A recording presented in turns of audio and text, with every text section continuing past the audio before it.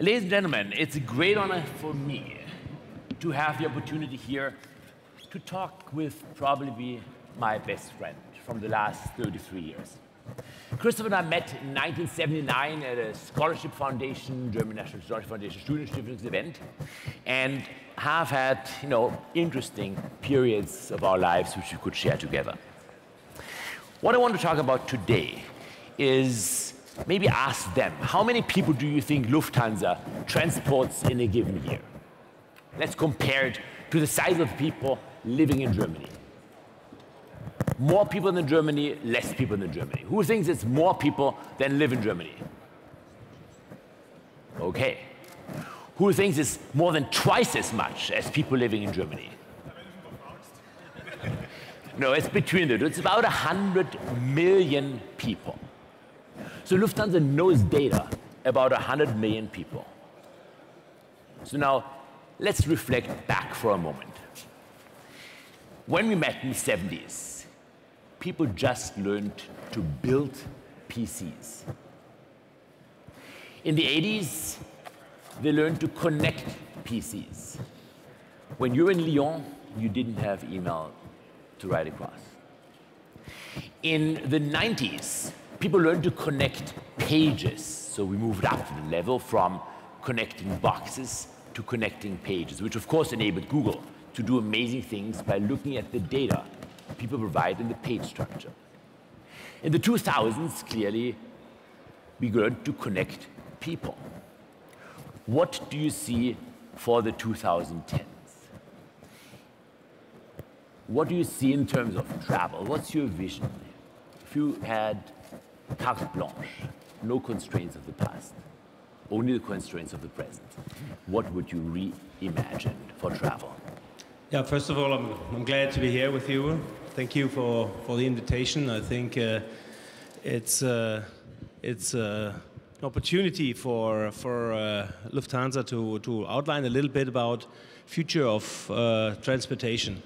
It's quite obvious that our basic intention is to create what is truly seamless travel and get rid of all the hurdles and the burdens which are basically imposed by security, by administration, things like check-in. Who needs check-in? Nobody does.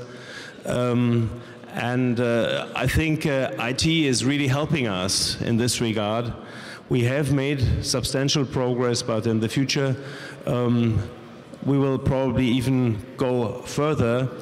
And our aircraft will not only serve as a means for transportation, but probably also as a means of bringing people together. People who are sharing the same interest, people who may have the same destination, they want to do the same things, maybe they even connect in the aircraft. And it will be our vision and our intent to bring them together in the future, enabling to get to know each other and to interact. I think this is a great opportunity for us and will make aviation different. So let's think a little bit bigger here. If I think back what Amazon.com did, Amazon changed the way people behave when they buy stuff. Amazon changed the purchasing behavior of mankind. Google changed the information behavior of people. Facebook changed the way how we think about ourselves, how we think about relationships. What do you think Lufthansa will do so we think differently about travel in 5, 10 years from now?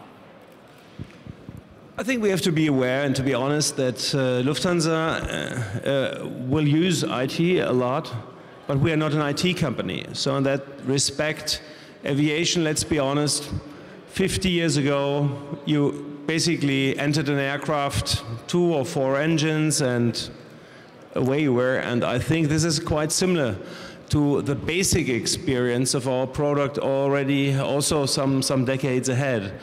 So these are the things which will not change.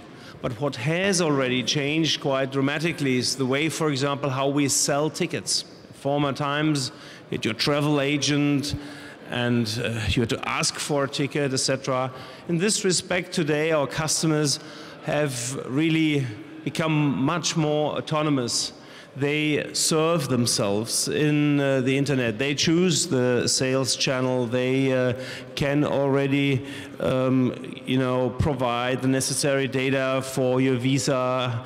They can check for weather. They can check for the hotel, etc. All via the internet. And this has changed the travel experience, and in many cases, the first time we are in physical contact with our customer is literally the flight attendant at the door of the aircraft. And this is creating for the customer a very seamless experience on the ground. For us, it is also changing things. Because, for example, excess baggage. How do you want to identify excess baggage when people show up only at the door of the aircraft? So we have to arrange and to invent new processes to handle this at a very late point in time, because the touch point with our customers is pushed really to a very, very late stage just before we take off. So now, with this much richer data interchange, this data exchange with potential passengers, do you see that there is a secondary market for tickets coming? Let me explain. Let's say I just am happy to go sometime next week to somewhere where it's sunny. And I might be buying a ticket to Phuket. But now, if somebody else really wants to have that ticket on that aircraft, oh, I'm happy to go to Bali instead. So do you think that at some stage in the future, in the next 5 years, maybe 10 years, people will have the ability to express more richly their preferences than just saying, well, that flight, and if possible, a window seat? Rich order types? Yeah, I think in this respect we are already more advanced. We offer not only flight numbers and seat numbers, but when you look on many airlines' websites, you have maps and you can click where you want to go. You will probably be able to express your idea where to go in a more soft and vague way, and the airline will make you attractive proposals. So for us, it is more and more also exchanging with our customers, getting precise ideas, as precise as possible, what has been their historic flight pattern, what is their areas of interest, and thus we are more and more capable of making attractive proposals to them, which they can choose or not choose. It's still, the decision is still up to our customers, but it's more a tailored design of our products. So the call might then be not that the airline calls and tells me that the flight is cancelled, or that I call and pay the change fee if I can't go. But it might be that they call me, rather than me paying, they say, hey, we pay you if instead of going tomorrow, you go the day after tomorrow.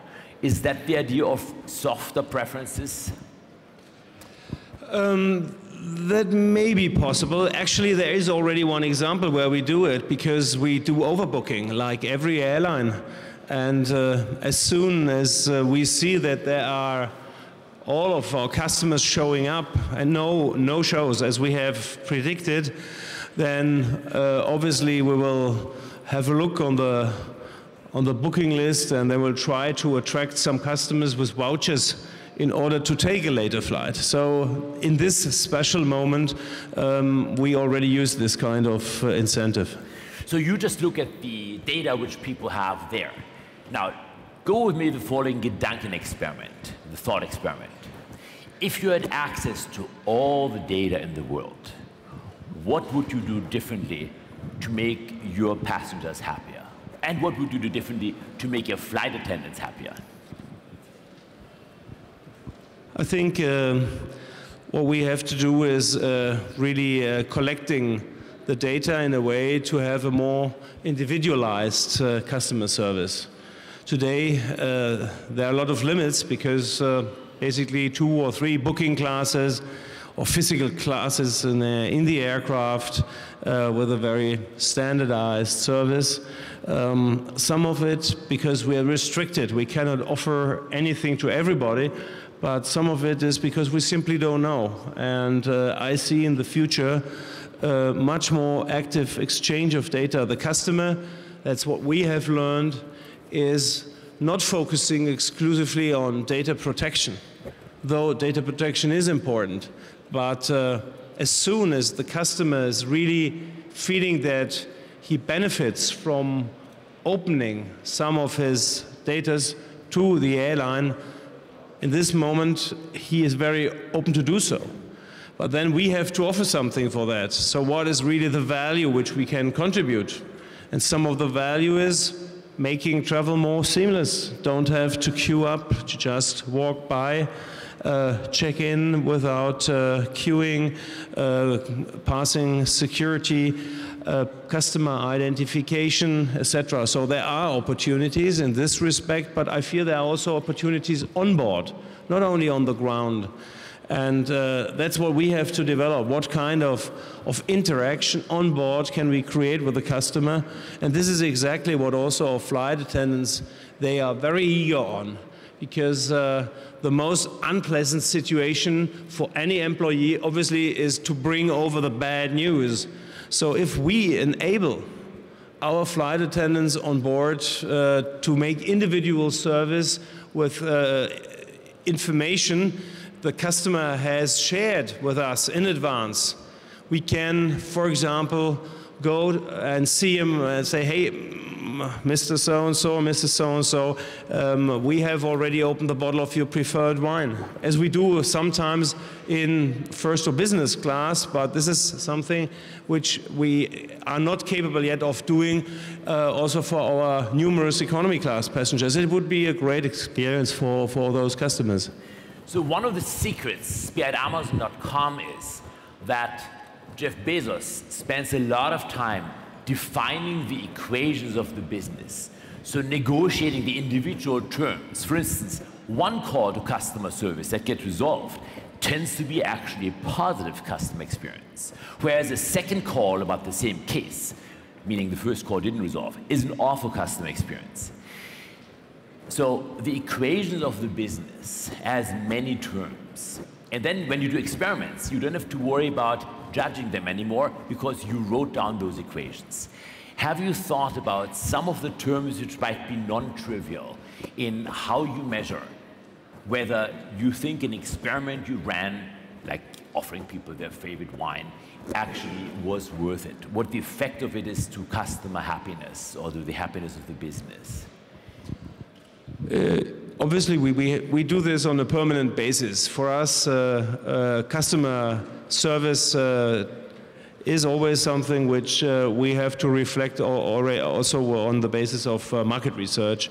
So we are interviewing our customers.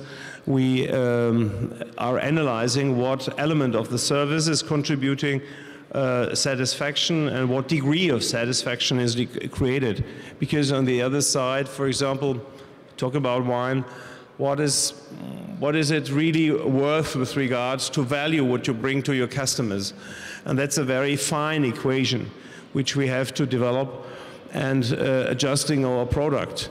And as in real life, in many cases, it's not the expensive things which make our customers happy. Sometimes it's really the small things.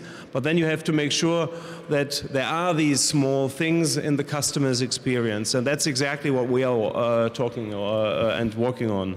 Is there actually, I've been wondering, a manual, pages and pages, where it tells the flight attendants what buttons to push at the passengers, given uncertain behavior? Is it part of the training that people spend weeks learning how to handle passengers? Or how do people know that? Okay. Or is that a secret? No, it's not a secret, but clearly, yes, we obviously invest a lot of money into service training for our flight attendants, but the notion of checklist and then you have happy customers, I think that's a wrong one. We are employing human beings, not service machines. So for us, the emotion is important, spontaneous reaction is important, and a direct natural behavior towards the customer, really listening also what is the problem. Sometimes it's not what the customer is telling you. Sometimes he's got a different problem. And this is clearly not reflected in any kind of manual. So there is no manual. The manual is the exclusive privilege of our pilots. So what I now propose is, before we go for the two last tough questions, let's all get up and stretch. Everybody. And now, anybody who does not have any frequent flyer card, you can sit down. Okay. Now, people who only have a silver frequent traveler card, you can sit down. Now, people who, at least at the current stage, only have a gold Senator-Karte, they can sit down. Okay, so here you have your Horn members. That's great, congratulations. So when we invent the future of an industry, we think about what the new trend is. SOLO-MO, social, local, mobile. An example for social is Air France KLM apparently allows people to now, on the seat chart, add their Twitter handles or their Facebook accounts. So if you're interested in that, you can say, hey, the guy in 2B, his Twitter handle is Weigend. That's a social element. The local element is that, of course, location is an extremely powerful information filter. You understand the mobility patterns of people better than anybody else. By the way, this t-shirt, I gave all my students at Stanford a t-shirt with a unique QR code. They're great dependent on how often it got scanned. Little did they know that I did it to make sure that they see that every time it gets scanned, their geolocation got traced. So at the end of the quarter, I could tell them how many nights they spent at a place other than their own. So you know that information already. And for mobility, you have a proxy of identity of people, the frequent flyer number. It could be passport. You have passport information. It could be financial information.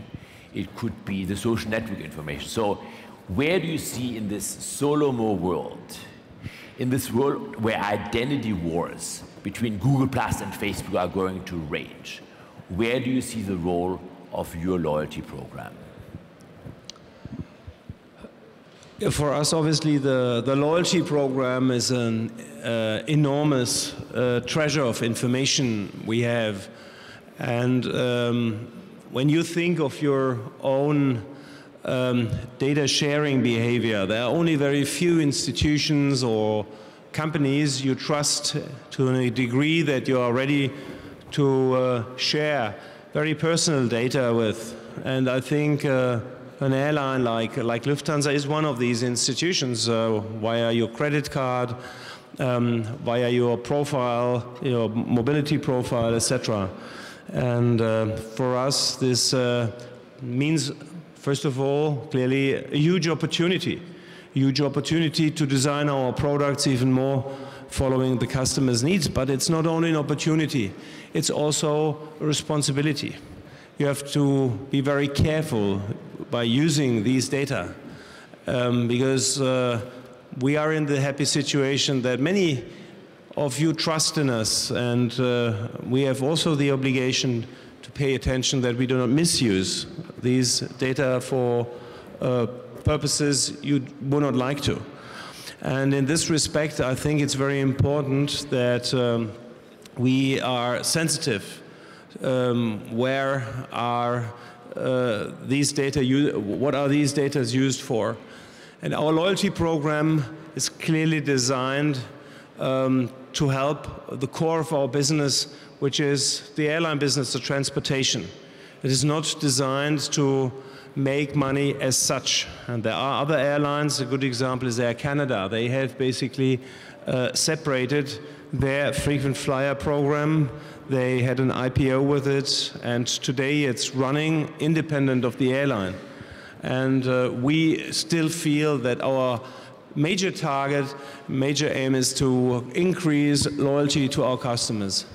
We offer quality products, and we have thus fairly high cost base in Lufthansa, but on the other side we have a high customer loyalty, and we are capable of extracting more money out of the market, and this is something which we have to safeguard for future success. However, one vision of the future could be that you open up those data to have other companies write apps via an API and, for instance, provide flight arrival notification for the friends in your Facebook who live within 10-mile radius of the airport or something like this.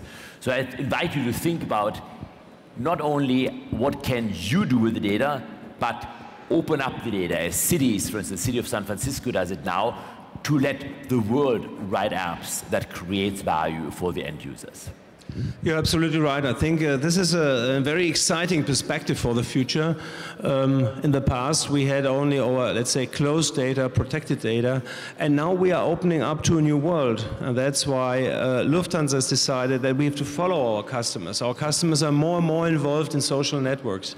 And we are also present in these social networks in order to interact and to communicate with our customers.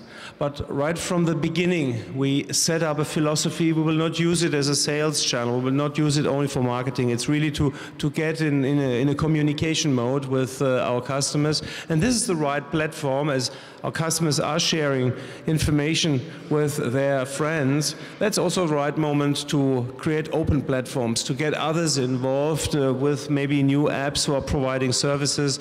And we ourselves, we are providing some services which may be helpful for you. For example, recently we have started with mySkyStatus.com, which is an open app and which is basically giving you the opportunity to bring in your flight pattern, not only your Lufthansa, hopefully only Lufthansa flight pattern obviously, but also what you are flying with other airlines. And as soon as, for example, you are in a certain place, your friends get an information that you are here, and then maybe some of them, they realize, oh, this is Andreas, I didn't meet him for quite a long time. By chance, I happen to have some time this afternoon, and he will give you a phone call or will you send you an email.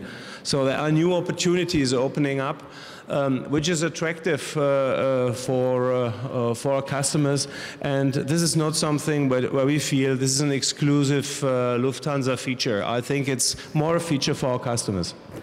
In preparation for landing, let me emphasize that although we mainly talked about data, I think what I really admire Christoph most for is his humanity, the humanity he brings to the companies he's running.